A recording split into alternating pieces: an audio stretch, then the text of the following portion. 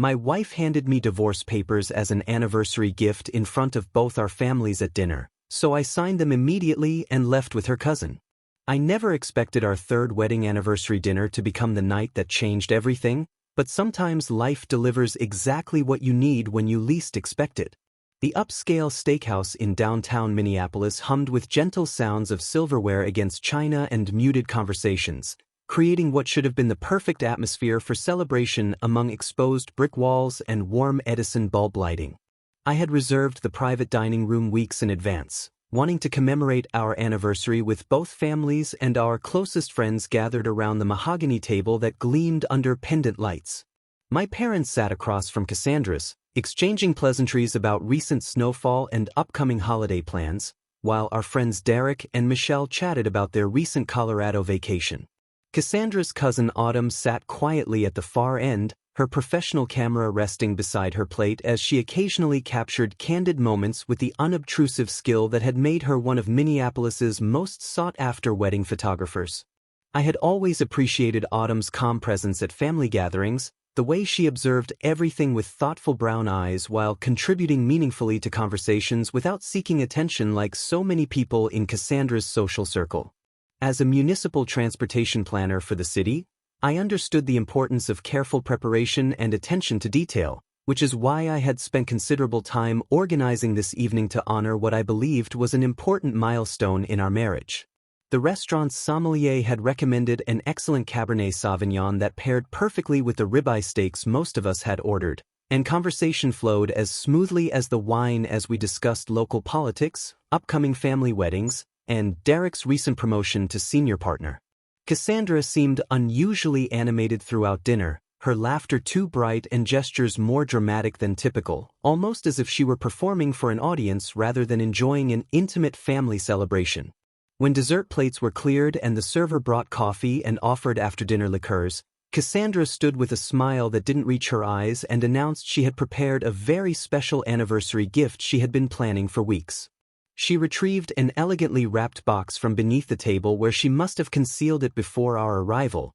the silver paper and navy ribbon perfectly coordinated with the restaurant's sophisticated color scheme, and placed it before me with theatrical flourish while everyone turned their attention expectantly to our end of the table. I felt genuine anticipation as I carefully untied the ribbon and lifted the lid, expecting perhaps an engraved watch or thoughtful memento that couples traditionally exchange on such occasions. Instead, I found myself staring at a neat stack of legal documents printed on official letterhead, the bold heading reading, "Petition for Dissolution of Marriage," clearly visible above Cassandra's signature, and an official notary seal. The silence that followed was profound, broken only by my mother's soft gasp and Derek setting down his coffee cup with slightly more force than necessary. I lifted the papers and scanned the first page methodically, noting that Cassandra had already signed every required section and had clearly invested considerable time and legal expense in preparing what appeared to be a comprehensive dissolution agreement.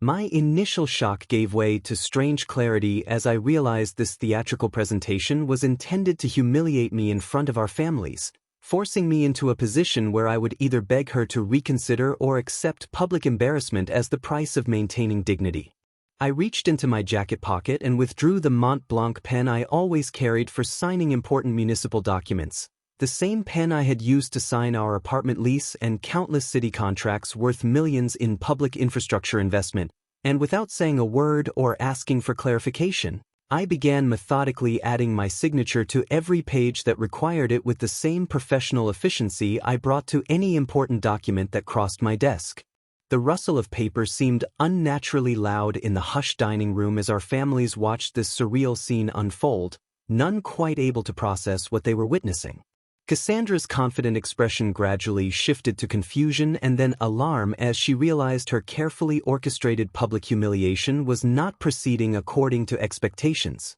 When I finished signing the final page and set the documents back in the decorative box, I looked up to see Autumn rising from her seat, her expression calm but determined as she approached my chair. She leaned down and whispered something so quietly that only I could hear it, her words carrying unexpected warmth and invitation that cut through the tension like a lifeline thrown to someone drowning. I stood without hesitation, straightening my tie and placing my napkin beside my plate with the same composure I brought to contentious city planning meetings where millions in public infrastructure hung in the balance. Autumn gathered her camera and leather purse while I reached for my jacket, the two of us moving with synchronized purpose toward the restaurant's exit as stunned silence continued to reign over our abandoned anniversary celebration. The last thing I saw before the dining room door closed behind us was Cassandra standing frozen beside the table, still holding the decorative box that now contained our fully executed divorce papers, her face displaying the dawning realization that her calculated cruelty had backfired spectacularly and that she was the one left standing alone while I walked away with her own cousin,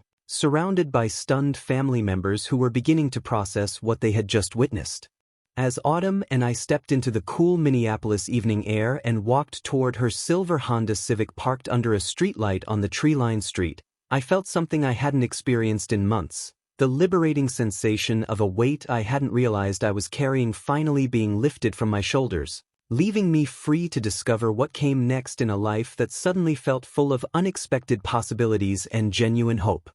At Autumn's cozy townhouse filled with vintage furniture and photography equipment, she revealed she had known about Cassandra's manipulative plan for weeks and had harbored feelings for me for over 2 years. The drive to Autumn's place in the trendy uptown neighborhood had been surprisingly comfortable, filled with gentle conversation about everything except what had just transpired at the restaurant, as if we both needed time to process the surreal turn of events before diving into the emotional complexity of what it all meant. Her townhouse was a complete revelation, decorated with an eclectic mix of vintage furniture she had lovingly restored herself and professional photography equipment that spoke to her artistic passion in ways that made my own sterile apartment feel like a corporate hotel by comparison. The living room walls displayed an impressive gallery of her work, including haunting black and white portraits that captured raw human emotion with stunning clarity, alongside vibrant landscapes from her travels to places like Iceland and Morocco that I had only dreamed of visiting. I settled into a beautifully worn leather armchair that felt more comfortable than any furniture in the apartment I had shared with Cassandra, while Autumn moved gracefully around her compact kitchen preparing tea with loose leaves she kept in vintage tins arranged on exposed wooden shelves.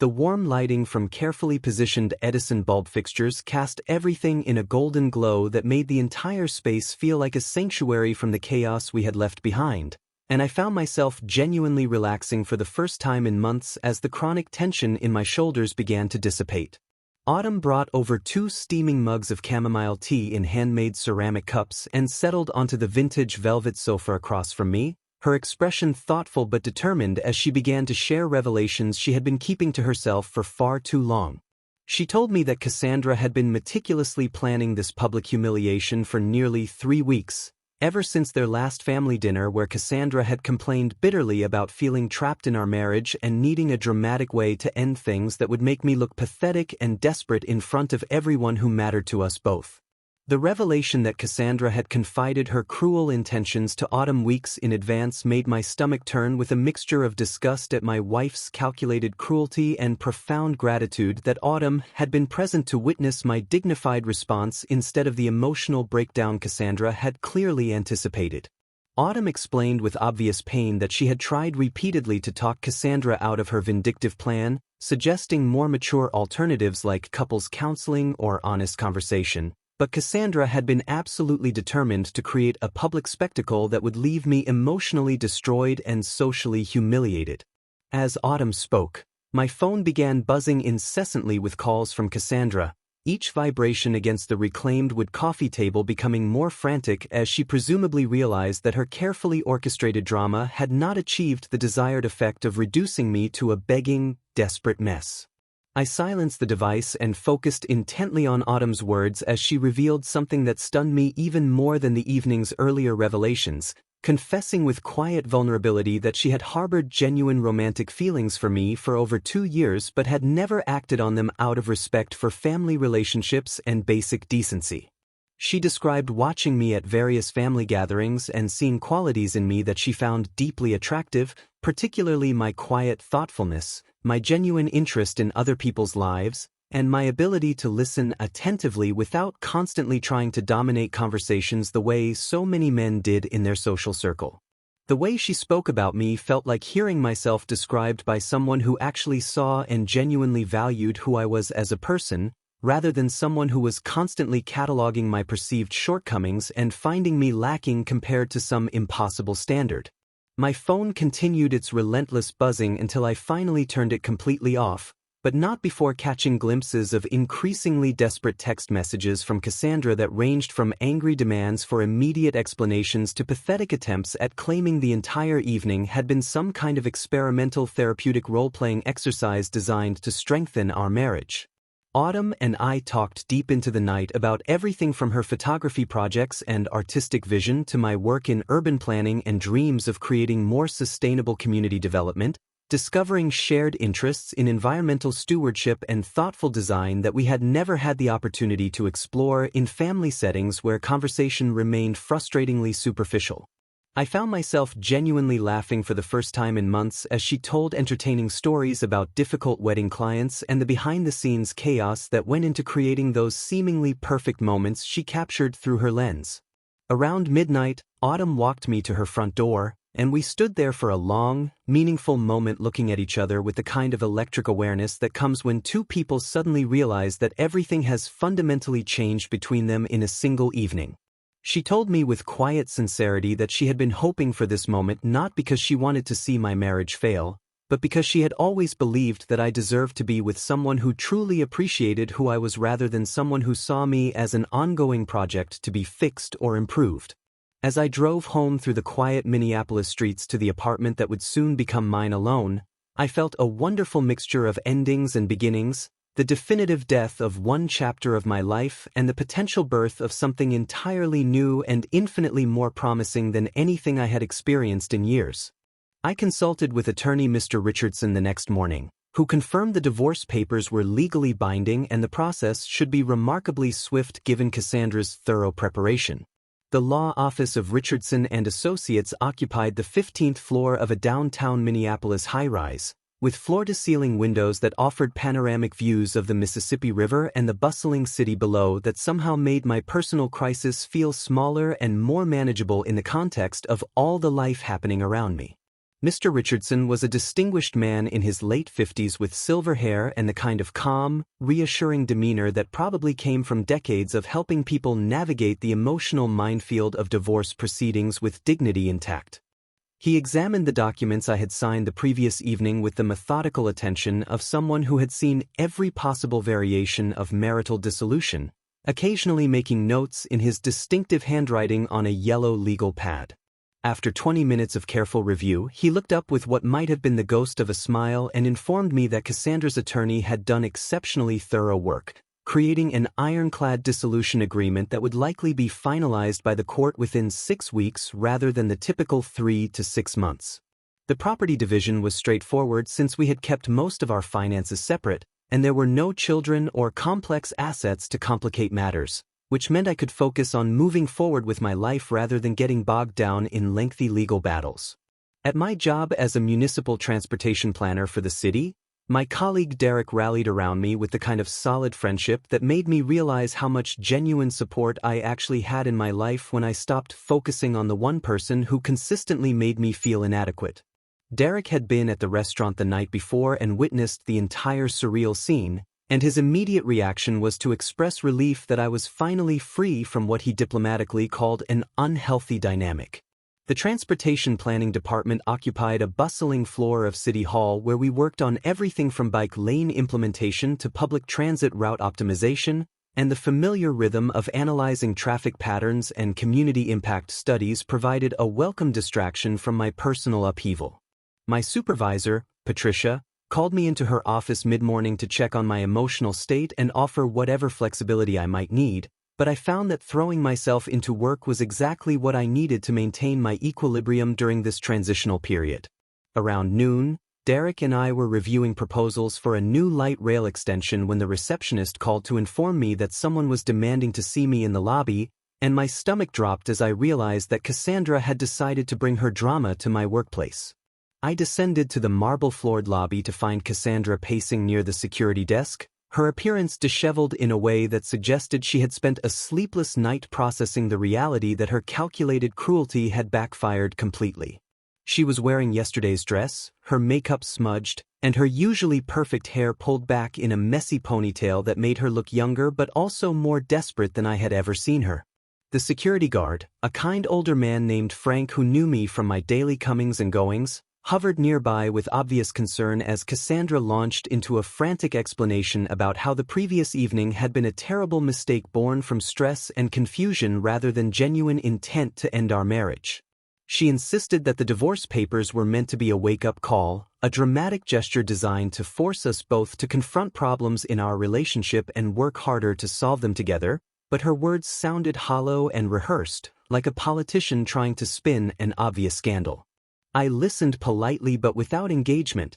maintaining the same professional demeanor I used during contentious city council meetings where angry residents demanded impossible solutions to complex urban planning challenges. When she finished her prepared speech and looked at me expectantly, I simply told her that I had already consulted with an attorney and would be proceeding with the divorce as she had originally requested, treating her theatrical gesture as the serious legal document it actually was. The color drained from her face as she realized that I was not going to play the role of desperate husband begging for reconciliation, and her voice became increasingly shrill as she demanded to know why I was being so cold and unreasonable about what she continued to insist was a misunderstanding. Frank stepped forward when her voice began echoing off the marble walls, gently but firmly suggesting that this was neither the time nor place for personal discussions, and Cassandra finally left after making several dramatic declarations about how I would regret this decision for the rest of my life. Back upstairs, Derek shook his head in amazement and observed that Cassandra's public meltdown had actually done me a favor by demonstrating to anyone who witnessed it exactly why I was better off without her chaotic energy in my life. Meanwhile, Cassandra had launched a social media campaign painting herself as the victim of a cruel prank, posting lengthy Instagram stories about emotional abuse and manipulation that rang hollow to anyone who actually knew us both. The narrative she was trying to construct involved me somehow orchestrating her public humiliation as revenge for unspecified wrongs, but the story quickly fell apart when mutual friends pointed out the obvious logical inconsistencies in her version of events. Her own family members began questioning her account when they realized that she was claiming to have been surprised by events that she had clearly planned and executed herself, and several of her cousins reached out to me directly to express their embarrassment about her behavior. By the end of the week, I had methodically begun the process of separating our shared assets and living arrangements, canceling joint credit cards, removing her name from utility accounts, and generally untangling the practical aspects of our life together with the same systematic approach I brought to managing municipal infrastructure projects. The apartment felt lighter and more spacious with each box of her belongings that I packed, as if her absence was allowing the rooms to breathe again after months of feeling suffocated by her constant dissatisfaction and criticism about everything from my furniture choices to my weekend activities. I found myself genuinely excited about the prospect of redecorating the space to reflect my own tastes rather than constantly negotiating compromises with someone who treated every decision as a battle to be won or lost. Brett and Autumn carefully developed their relationship through genuine conversations and shared activities like visiting art galleries and cooking together, taking deliberate time to build something real rather than reactive. The weeks following the divorce signing became a period of careful exploration as Autumn and I discovered what it meant to connect with someone who actually wanted to understand who I was rather than reshape me into something more convenient. Our first official date happened 3 weeks after that transformative evening at the restaurant, a Saturday afternoon visit to the Walker Art Center where we spent hours discussing the photography exhibitions and contemporary installations that sparked genuine intellectual curiosity in both of us. Autumn's insights into visual composition and artistic technique opened my eyes to aspects of creativity that I had never considered, while my background in urban planning gave me a unique perspective on the intersection between art and public space that she found genuinely fascinating. We fell into an easy rhythm of weekend activities that felt refreshingly spontaneous compared to the rigid scheduling that had characterized my marriage, exploring Minneapolis farmers markets where Autumn would photograph vendors while I selected ingredients for meals we would cook together at her townhouse. The cooking sessions became a revelation in themselves, as I discovered that Autumn approached food preparation with the same artistic sensibility she brought to her photography, creating beautifully plated dishes that tasted even better than they looked. She taught me techniques for achieving perfect lighting in food photography while I shared my systematic approach to meal planning and ingredient preparation, and we both laughed at how our different strengths complemented each other in unexpected ways. Family dinners with both sets of parents revealed widespread support for our developing relationship, particularly from my mother, who confessed that she had always found Cassandra somewhat cold and calculating but had never felt comfortable expressing those reservations during my marriage. Autumn's parents, a retired art professor and a social worker, embraced me with warmth that felt genuine rather than performative, asking thoughtful questions about my work in transportation planning and expressing genuine interest in the challenges of creating sustainable urban development. The contrast between these supportive family dynamics and the tension that had always existed when Cassandra interacted with my parents became starkly apparent, making me realize how much energy I had been expending trying to bridge incompatible personalities instead of simply enjoying natural connections.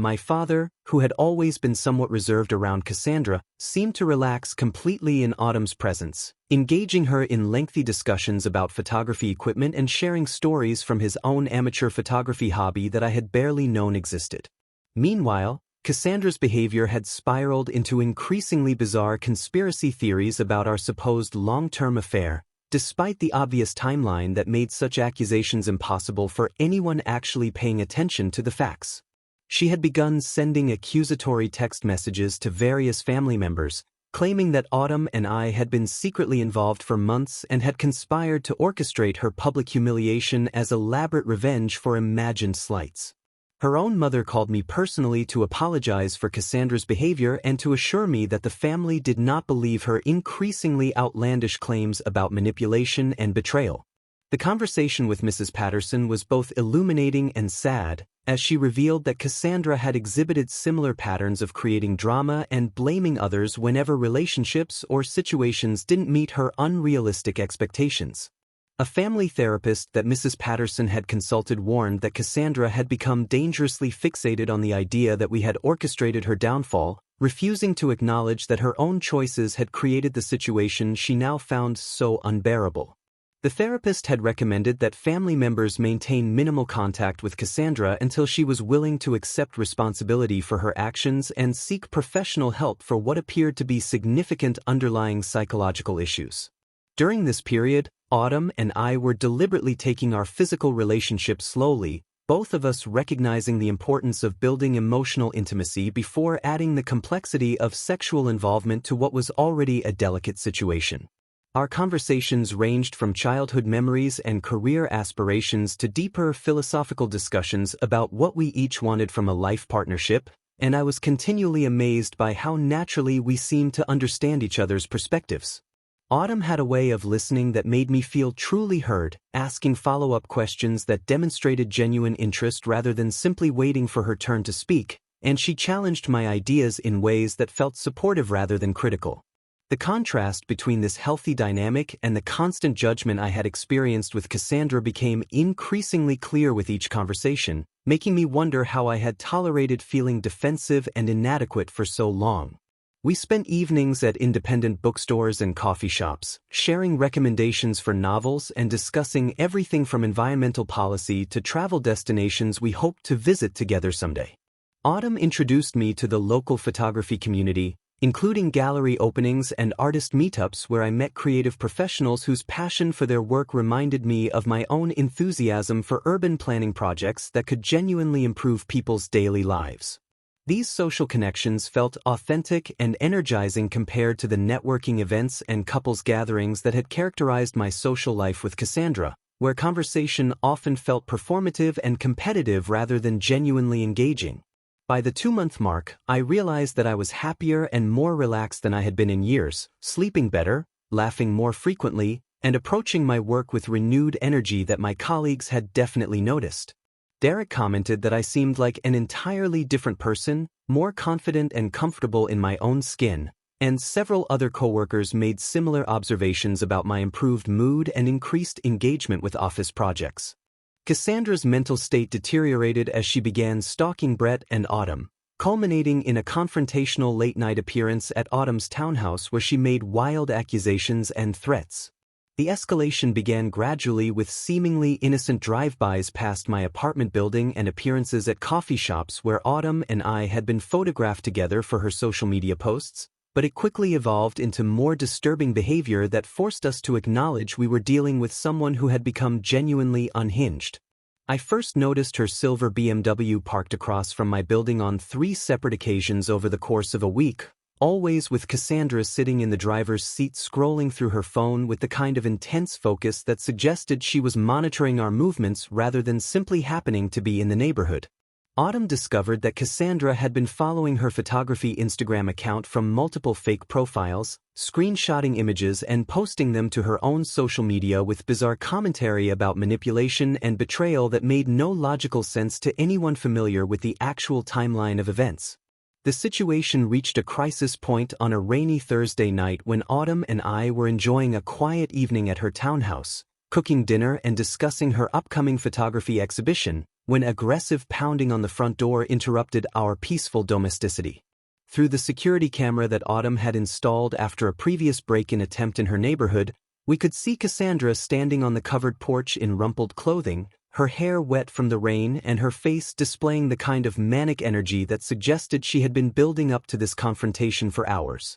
She was carrying a manila envelope and shifting her weight from foot to foot with agitated movements that made both of us instinctively uncomfortable about opening the door to someone who appeared to be in such an unstable emotional state. Autumn called through the intercom system to ask what Cassandra wanted, but instead of a reasonable response, we were subjected to a 10-minute tirade about conspiracy theories and supposed evidence that we had been planning her humiliation for months. Cassandra claimed to have documented proof of our relationship dating back over a year, showing photographs and text messages that she insisted demonstrated our long-term deception, but when she held up printed screenshots to the camera, they were clearly manipulated images that anyone with basic digital literacy could identify as obvious fabrications. Her accusations became increasingly wild and disconnected from reality as she accused us of everything from financial fraud to deliberately sabotaging her career prospects, making threats about exposing our supposed crimes to employers and family members who would finally see us for the monsters she believed us to be. The manila envelope apparently contained what she described as evidence that would destroy our reputations and force everyone to acknowledge that she was the real victim in this situation. But her presentation was so chaotic and irrational that even someone predisposed to believe her story would have found her claims questionable. After 20 minutes of listening to her increasingly unhinged rantings while she refused to leave the property despite repeated requests, Autumn made the decision to call the Minneapolis Police Department and report a domestic disturbance involving someone who appeared to be experiencing a mental health crisis. The responding officers, a patient female sergeant named Rodriguez and a younger male officer, arrived within 15 minutes and found Cassandra still pounding on the door and shouting accusations that became more elaborate and nonsensical with each iteration. Sergeant Rodriguez attempted to de-escalate the situation by speaking calmly with Cassandra and encouraging her to accept a ride home rather than continuing to harass people who had clearly asked her to leave. But Cassandra's response was to accuse the police of being part of our conspiracy against her. The official incident report documented Cassandra's erratic behavior, her refusal to leave private property when requested, and her inability to provide coherent explanations for her accusations, creating a paper trail that would prove essential for the restraining order proceedings that followed. When the officers finally convinced Cassandra to leave by threatening arrest for trespassing and disturbing the peace, she made several dramatic declarations about how the truth would eventually come out and we would all be sorry for not believing her version of events. The next morning, I consulted with Mr. Richardson about filing for a restraining order, and he immediately began preparing the necessary paperwork while advising both Autumn and me to document any further contact attempts with photographs, screenshots, and detailed written records. Within a week, we had obtained a temporary restraining order that legally prohibited Cassandra from coming within 500 feet of either of us, our homes, or our workplaces, with violations subject to immediate arrest and criminal charges. The most significant development came when Cassandra's own parents finally acknowledged the severity of her behavior after receiving copies of the police report and learning about the restraining order from Mr. Richardson's office as required by law. Mrs. Patterson called me personally to express horror at her daughter's actions and to assure me that they were immediately arranging for Cassandra to receive intensive psychiatric evaluation and treatment from professionals qualified to address whatever underlying mental health issues were driving her increasingly dangerous behavior. Her father, who had previously made excuses for Cassandra's dramatic tendencies as artistic temperament, admitted that they had been enabling her refusal to accept responsibility for her actions and had decided to stop providing financial support until she demonstrated genuine commitment to getting professional help. At a family reunion barbecue 8 months later, a noticeably changed Cassandra approached Brett and Autumn with genuine humility and accountability. The Patterson family's annual summer gathering took place at Autumn's uncle's sprawling property on Lake Minnetonka, where 3 generations gathered under ancient oak trees for an afternoon of grilled food, lawn games, and the kind of relaxed conversation that only happens when people feel genuinely comfortable with each other. Autumn and I had been hesitant about attending, unsure whether Cassandra would be present and concerned about potential drama disrupting what was supposed to be a peaceful family celebration, but Mrs. Patterson had personally assured us that any attendance would depend on Cassandra demonstrating sustained progress in her therapy and agreeing to maintain appropriate boundaries. I was helping Autumn's teenage nephew set up the volleyball net when I noticed a woman approaching from the parking area who looked familiar but somehow fundamentally different from the person I remembered. Cassandra walked toward us with measured steps and a subdued demeanor that was completely unlike the dramatic, attention-seeking energy that had characterized her personality for as long as I had known her. She had cut her hair into a simple, shoulder-length style that looked professional rather than Instagram-ready, and she was wearing casual clothes that seemed chosen for comfort rather than to make an impression on others. Most striking was her posture, which had lost the artificial confidence that had always seemed slightly performative, replaced by something that looked like genuine humility mixed with nervous determination.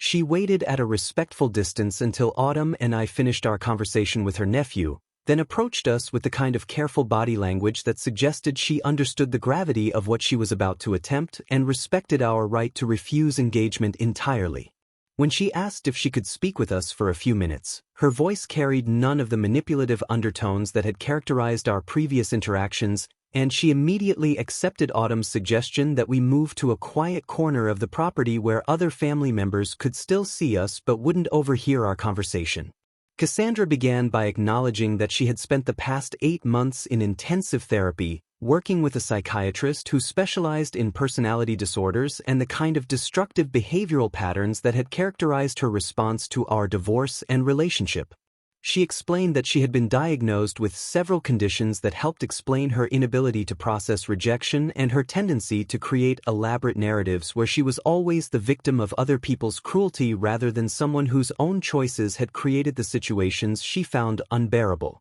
The months of treatment had helped her understand how her childhood experiences with her parents' contentious divorce had created deeply rooted fears of abandonment that manifested as controlling behavior and an inability to accept responsibility for relationship problems. She spoke about learning to recognize the difference between her emotional reactions and objective reality, developing coping strategies for managing disappointment without lashing out at others, and gradually accepting that her perception of events was often distorted by psychological defense mechanisms she had developed to protect her fragile self-esteem. Most importantly, she had come to understand that her behavior toward both of us had been completely unacceptable regardless of whatever psychological factors might have contributed to it, and she wanted to make genuine amends without expecting forgiveness or reconciliation. Cassandra announced that she had accepted a position with a marketing firm in Portland and would be relocating within the month, viewing the geographic distance as an important step in allowing everyone to move forward without the constant reminder of past conflicts.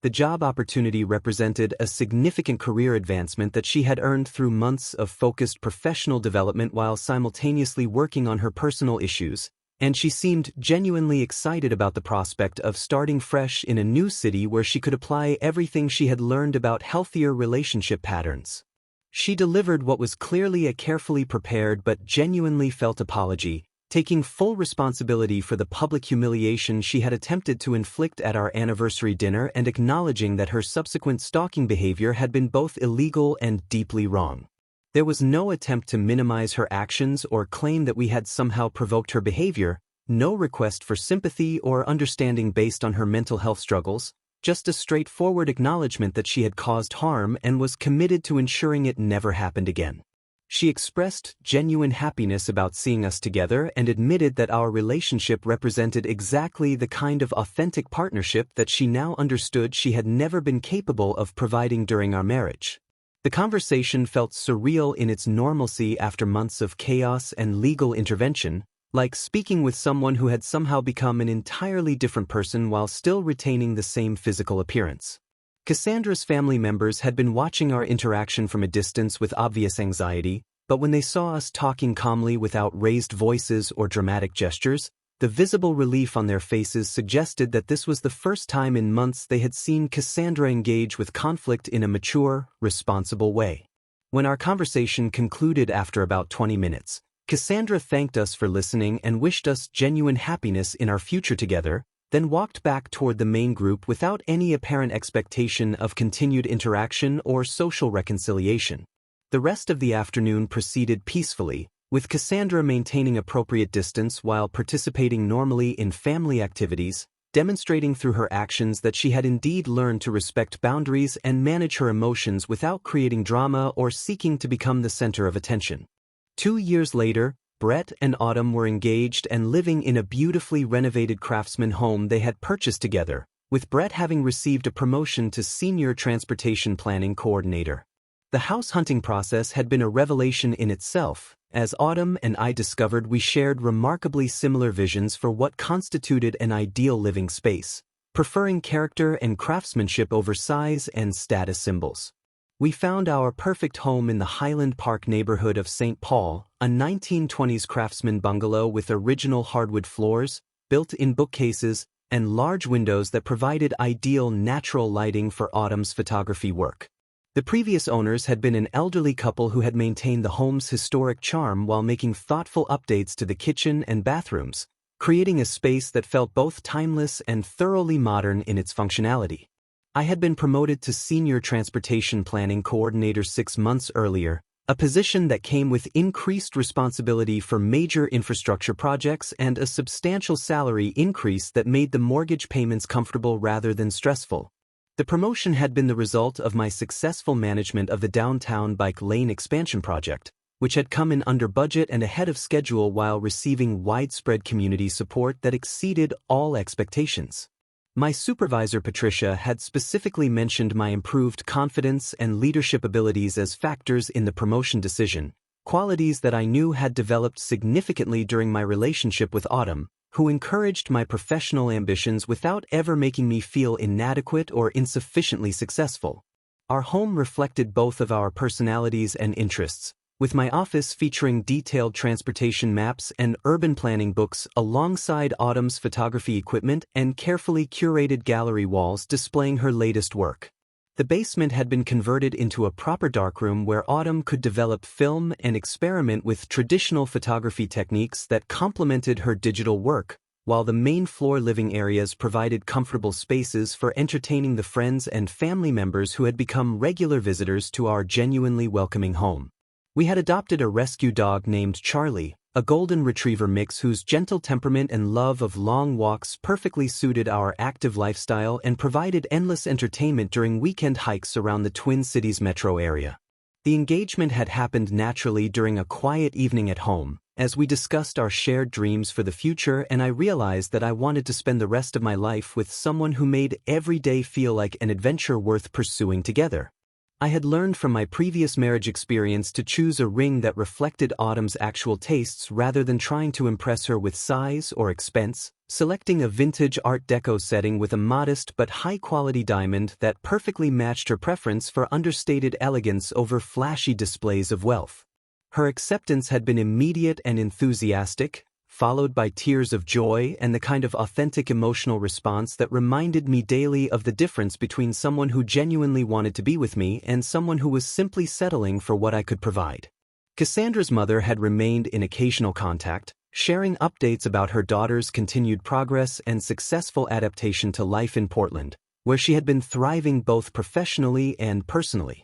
Mrs. Patterson reported that Cassandra had been promoted to senior marketing manager at her firm and had recently become engaged to a social worker named David who specialized in addiction counseling and had his own history of overcoming personal challenges. Most significantly, Cassandra had expressed genuine gratitude for how the divorce had ultimately forced her to confront issues that might otherwise have remained unaddressed for years, potentially causing even more damage to herself and everyone around her. She had apparently developed a strong friendship with David's sister, who was also a photographer, and had begun exploring her own creative interests through pottery classes and volunteer work with animals at a local rescue organization. The news that Cassandra had found genuine happiness with someone suited to her personality felt like the perfect closure to a chapter of my life that had once seemed like it might define me forever. During a recent conversation, Mrs. Patterson had mentioned that Cassandra occasionally asked about my well-being and always expressed happiness when told that Autumn and I were doing well together,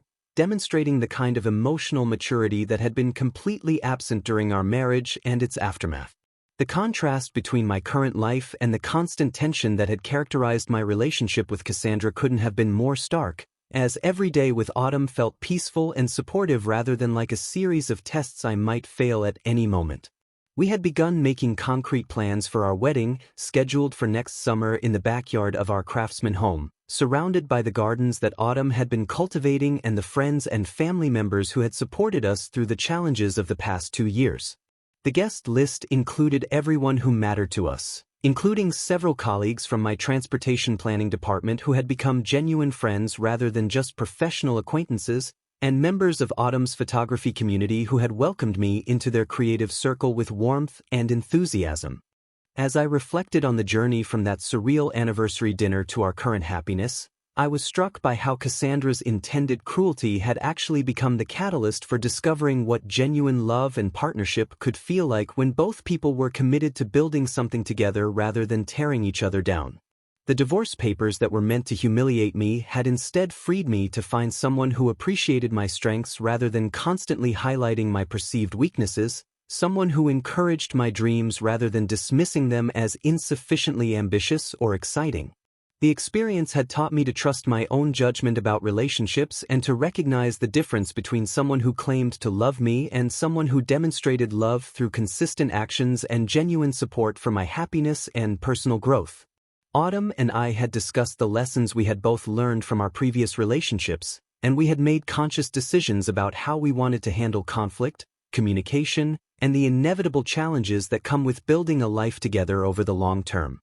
Our relationship felt like the culmination of everything I had learned about what I needed from a partner and what I was capable of contributing to a healthy partnership when I wasn't constantly defending myself against criticism or trying to prove my worth to someone who had already decided I was inadequate. As we prepared for our future together, I felt profound gratitude for the unexpected turn of events that had brought us together and the personal growth that had made me capable of recognizing and appreciating what we had built together. The silence in my car felt peaceful rather than empty, filled with possibilities I had never allowed myself to imagine when I was trapped in a relationship with someone who made me feel like I was constantly failing to meet her expectations. When I finally returned to the apartment I had shared with Cassandra, the space felt different somehow, lighter and more spacious, as if her absence had allowed the rooms to breathe again after months of feeling suffocated by her constant dissatisfaction and criticism. I poured myself a glass of wine and sat on the balcony looking out over the city lights,